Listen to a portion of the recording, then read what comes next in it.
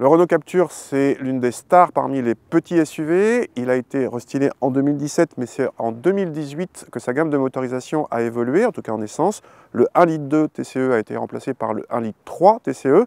En fait, c'est le même 1,3 litre TCE qu'on a déjà vu sur Mégane, Kadjar, Scénic, etc., etc. Sauf qu'au lieu d'être en 140 et 160 chevaux, comme sur les modèles que je viens de citer, il existe ici en 130 et 150 chevaux, c'est-à-dire les mêmes définitions de puissance que sur le Duster. Dans cette puissance de 150 chevaux, ce qui commence à faire pas mal pour un petit SUV, il est disponible en boîte manuelle ou EDC à 6 rapports. Notre modèle d'essai est en finition S-Edition, qui était la finition de lancement en 2018, qui n'est plus proposée au catalogue. Et aujourd'hui, il ne reste au catalogue avec cette motorisation que des finitions haut de gamme, Intense ou Initial. L'intérieur du Captur a été légèrement modifié lors du restylage avec des matériaux un peu plus valorisants, mais le design commence à dater, tout comme l'écran central désormais petit et qui semble bien lent.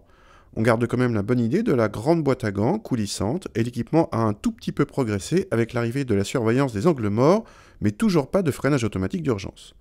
À l'arrière, on retrouve l'autre bonne idée de la banquette coulissante, même si c'est en monobloc. L'habitabilité permet d'accueillir très correctement 2 adultes avec banquette reculée. Le coffre bénéficie d'un plancher modulable en hauteur et propose une contenance dans la moyenne avec banquette reculée et qui devient très généreuse avec banquette avancée. Ce Captur avec le 1,3 litre TCE de 150 chevaux progresse, c'est logique, beaucoup par rapport au 1,2 litre TCE, en performance, en reprise, en relance, en agrément. Il y a plus de puissance, il y a plus de couple. On passe sous les 10 secondes pour le 0 à 100 selon nos mesures. Et on gagne à peu près 1,5 seconde sur le 0 à 100 ou sur le millimètre départ arrêté et aussi en reprise, en drive, puisqu'ici on a une boîte EDC.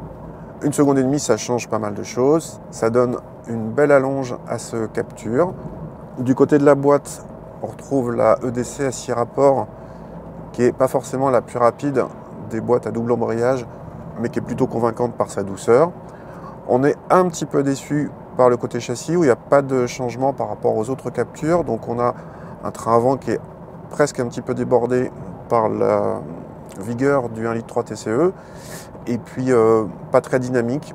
Son point fort serait plutôt le confort, mais en tout cas par rapport à un 2008, ce Captur est un ton en dessous en matière de compromis châssis. Du côté des consommations, très bonne nouvelle puisque le Captur TCE 150 est plus sobre que le TCE 120 malgré la hausse de performance et d'agrément. Il se place très bien dans la catégorie en boîte EDC comme en boîte manuelle. Au passage, le malus écologique inférieur à 100 € est plus symbolique qu'autre chose. Côté tarif, le Captur TCE 150 commence à 24 000 € en finition Intense et comptez 1 600 € de plus pour la boîte EDC.